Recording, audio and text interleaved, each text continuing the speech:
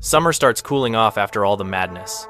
Kids head home, bikes get kicked into garages, ice cream melts, and life slides back into that weirdly normal middle school chaos. But something's different now. Protected and cared for. Then, one day, you realize that's not true. These kids came out stronger. They stared down fear, death, and a shape-shifting sewer demon together. Nothing on earth is breaking that bond. Their jokes hit harder now. Their roasts are legendary, and their loyalty, unshakable. And then we slide into the outro. Creator pops back in with full hype mode. If you had fun, hit that subscribe, because we went crazy today. Perfect, close. Big energy, comedy on 10, and the audience is left grinning. The horror, the chaos. Georgie out here, just trying to mind his own business, sailing his paper boat in the rain like some innocent little homie. And then, out pops Pennywise smiling, creepy teeth, the whole circus of nightmares. And you know what's funny? Georgie, this kid actually laughs at him like they're homies. Like, bro, that's not your friend, he's a literal demon. But that's what makes this story so insane. This clown picked the wrong kids, and he's about to find out exactly what happens when you mess with the wrong squad. Now, here's where the energy kicks in. We're about to roast Pennywise like he just showed up at the wrong block thinking he's scary. Hyperbolic comedy, hood commentary, you name it, we're doing it. This isn't just your average horror movie recap. Nah, we're breaking down every move, every stunt, every over-the-top clown moment that had us all screaming and laughing at the same time. So buckle up, because we're diving deep into how a demonic, circus-loving clown got ran up on by a gang of middle schoolers. Yeah, you heard me right, middle schoolers. They didn't flinch. They didn't hesitate. And by the end of this breakdown, you're gonna see why Pennywise might think he's top-tier scary, but in reality, he just got served a lesson in what happens when you underestimate the kids on your block. Alright, let's dive right in. Picture this, little Georgie out in the rain, rocking that yellow raincoat like he's about to headline a fashion show for puddle-jumping aficionados. And what's he doing? Sailing a paper boat down the gutter, the epitome of innocence, the real G energy you don't see every day. Real ones know the vibe. He's out there, minding his own business, just trying to have fun, and yet somehow the universe decided to throw him into the path of pure evil. I mean, come on. A kid with a paper boat is probably the last person you'd expect to end up in a horror movie, right? But here we are. Enter Pennywise. The clown pops up in the sewer like he just got reincarnated through some EVP nonsense, ready to ruin someone's day. Now, I gotta say, Georgie's reaction here is peak white boy behavior at max. I mean, this kid actually smiles and waves at a literal sewer clown. Bro, you know better than that. This is not your neighbor's party clown. This is a nightmare incarnate in white face makeup and red hair. And yet, Georgie, blissfully unaware, thinks he's found a friend. Slow on the uptake? Absolutely. But it makes the scene hilarious in hindsight, and it sets the stage for the chaos to come. Pennywise, of course, is all charm and mischief, introducing himself like he's Mr. Rogers or some twisted version of a kid-friendly entertainer. He's dangling that paper boat like it's a prize, gaslighting Georgie with every word. Come on, buddy, just reach for it. What could possibly go wrong? And Georgie, bless his little heart, he actually does it, laughing along, thinking he's playing a normal kid game. Meanwhile, we, the audience, are screaming internally like, bro, don't do it. Literally, don't do it. And then, the inevitable. The moment of horror that everyone's been dreading. Georgie sticks his hand in the sewer, and Pennywise makes his move. GG's for Georgie, folks. Instant nightmare fuel. Now, here's where the comedy kicks in again. While the audience is horrified, there's this absurd detachment in the neighborhood. Cue the neighbor in the background, ignoring the screams, probably thinking, kids will be kids. Like, yeah, sure, that's normal, right? A kid disappearing into a sewer? Totally standard afternoon activity. This whole sequence perfectly balances horror and comedy. Georgie's naivete, Pennywise's manipulative antics, and the absurd casualness of everyone else around. It's tragic, it's funny, and it's chaotic all at the same time. And it sets up the rest of the story perfectly, because now the stage is set. Pennywise is officially dangerous, Georgie's gone, and the other kids in town, they're about to find out exactly what happens when you mess with the wrong clown. Alright, now that Georgie's gone, it's time to meet the real stars of the show, the Losers Club. First up, we got Bill, the unofficial leader, carrying the weight of the squad on his shoulders like he's got the world's hardest backpack. Next, there's Richie, the comedian, always cracking jokes, sometimes at the worst possible moments, bro. Your timing is criminal. Then there's Eddie, the paranoid hypochondriac, convinced everything is trying to kill him, even the air he breathes. And finally, Stanley, the quiet one, the type of kid who looks at you and makes you rethink your life choices just from a side eye. Each of them has quirks, each of them has flaws, but together, pure chaos energy. Of course, a gang this tight-knit doesn't go unnoticed. Enter the South Park looking bullies, thinking they can run the block. These clowns come at the squad like they're auditioning for a Pokemon villain team, and bro, the way they spit words like Pokemon cries, absolutely tragic. But here's the kicker, Bill stands his ground. He doesn't flinch, doesn't back down, showing why he's the natural leader of this crew. The bullies?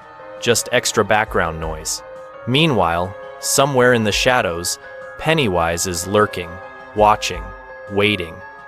He's out here terrorizing the town like Kanye at a fan meet intimidation levels over 9,000. And just to add insult to injury, he's not subtle about it. He's letting these kids know that their futures aren't looking too hot. Hairlines receding, foreheads expanding, basically sending fashion warnings no kid wants to hear. The stage is set. The gang is ready, or at least as ready as middle schoolers can be. And Pennywise? He's about to learn the hard way that messing with these kids is a full-time mistake. Now, things start getting really spicy, because Pennywise isn't just out here being a random clown, he's got a plan, and it's twisted. You see, Pennywise doesn't just eat kids for fun. Nah, this guy is a connoisseur of fear. He needs fear to season the kids before he takes a bite. Think of him like some demonic foodie. He's out here checking the spice level, making sure the terror is just right before he goes in. And that, my friends, is why these little middle schoolers aren't just victims, they're the ingredients in his nightmare stew. The more scared they are, the tastier they become. It's horrifying, and kind of hilarious if you look at it the right way. Enter Bill. Pennywise has a target, and that target is personal. He wants to hit Bill where it hurts the most. How does he do it? By becoming Georgie. Yup, the same little brother that just got smoked in the sewer. Now, imagine that moment. Bill sees the face of his deceased brother staring at him, smiling, taunting him like it's a casual Sunday stroll. Pennywise leans into psychological warfare like he's auditioning for the role of biggest jerk in horror movie history. I smoked your little brother and I'll smoke you too, he seems to say without even speaking. The emotional weight of that moment? Heavy. But the comedy? Oh, it's pure gold watching a demon clown think he can mess with Bill's head like it's a video game cheat code. But here's the turning point. Bill snaps. Mentally, emotionally, he's done being scared. That's it. No more Mr. Nice Kid. He's officially checked his G status, realized the stakes, and decided that revenge is non-negotiable. This isn't just some heroic moment, it's personal. The loss of Georgie ignites something in Bill, a fire that can't be put out with clown antics or creepy smiles. He rallies the rest of the Losers Club because he knows this isn't a one-man mission. You can't take down a demonic sewer clown solo, especially one who's been practicing psychological torture for centuries. So Bill becomes the strategist, the motivator, the glue holding this chaotic group together. He knows exactly what needs to be done, and he's ready to teach Pennywise a lesson in fear reversal. Now, the stage is set. Pennywise thinks he's in control, thinks he's running the show. But little does he know, Bill's about to turn the tables. This clown is about to find out that the kids he underestimated aren't just brave, they're angry, they're clever, and most importantly, they're not afraid of him anymore. All right, buckle up, because this is where things get wild. The Losers Club is finally ready to hit Pennywise where it hurts. Their pull-up game is absolute sane Zaintel. Bill rolls up first, flexing in his Hellcat Veer cylinder like he's about to deliver justice with style, Because why confront a demonic sewer clown in a minivan when you can do it in a car that screams, "I mean business"? The squad is hyped, the tension is real, and for a moment you actually feel like maybe, just maybe, they might pull this off. But of course, it's not that simple. Half the gang gets cold feet. Yeah, apparently, it's summer is a legitimate excuse to chicken out when your friend is about to get hunted by a literal nightmare clown. Soft? Much?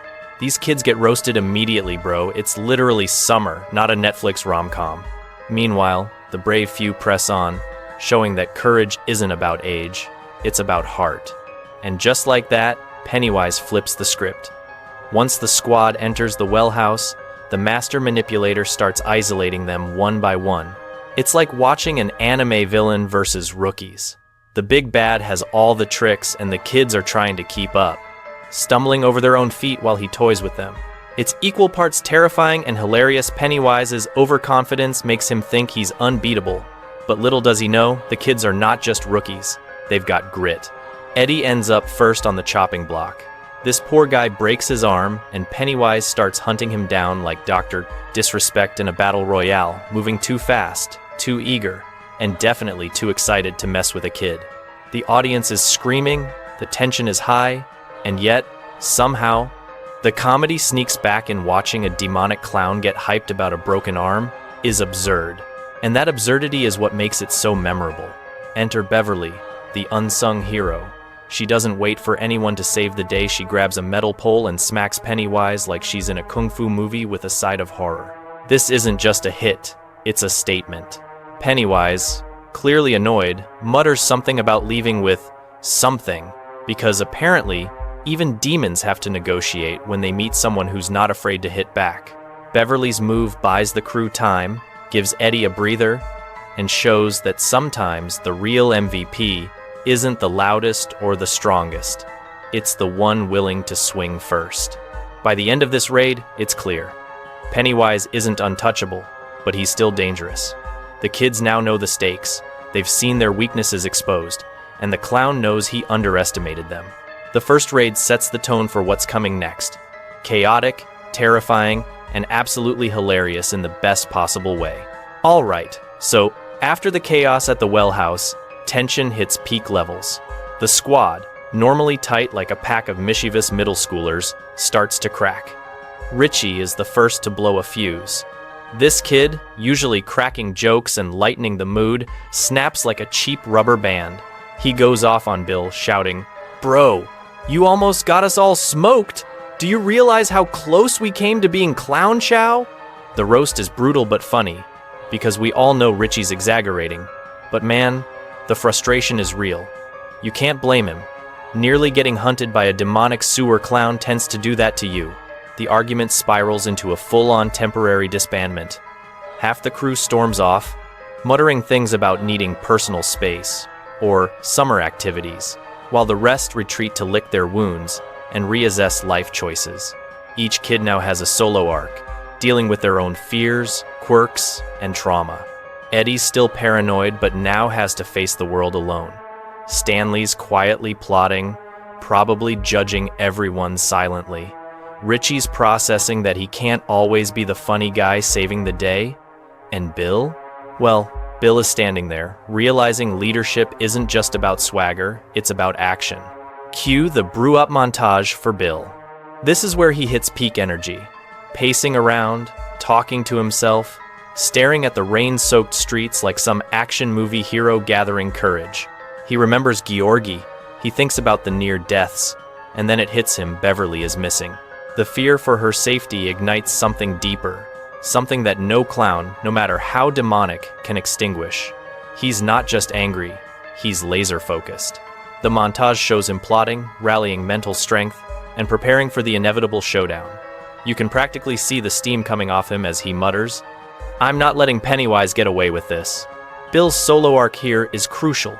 It's the emotional anchor for the group. While the others are scattered, he's consolidating their mission in his mind. The disbandment is temporary, sure, but it sets the stage for the regrouping arc.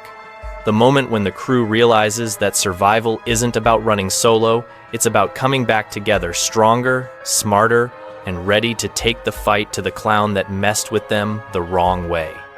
The comedy remains in the background.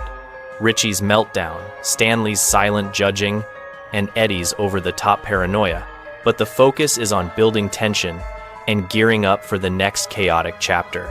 By the end of this arc, the audience feels it.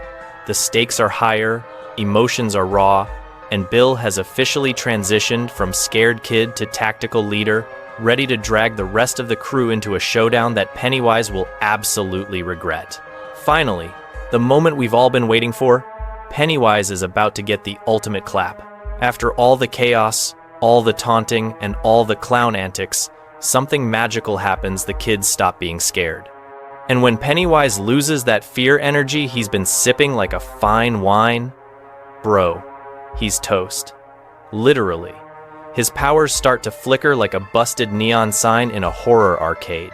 He tries to menace them, tries to flash his creepy smile, but it's over. The Losers Club is unbothered, unshaken, and fully caffeinated on pure middle school bravery. Pennywise backs toward the pit, eyes wide in disbelief, realizing that he's just been outplayed by a squad of tweens. He tries to morph, tries to trick, but nothing works. This is the ultimate power reversal. The predator becomes the scared one. And then, in a moment that's both satisfying and hilarious, he trips, stumbles, and drops into the abyss. Darkness swallows him like a bad TikTok trend, and the music swells. The clown who once haunted every sewer, every shadow, every nightmare in Derry, is finally getting what he deserves.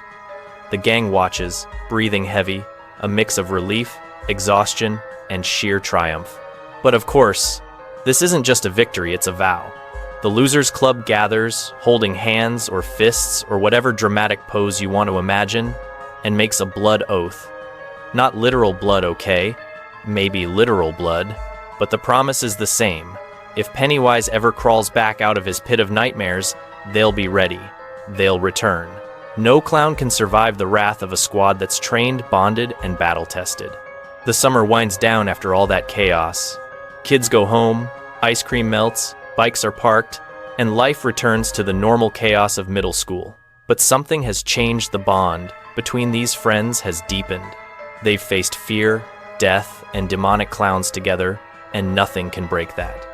Their laughter, their jokes, their inside roasts, they're stronger for it, ready to carry that confidence into whatever comes next.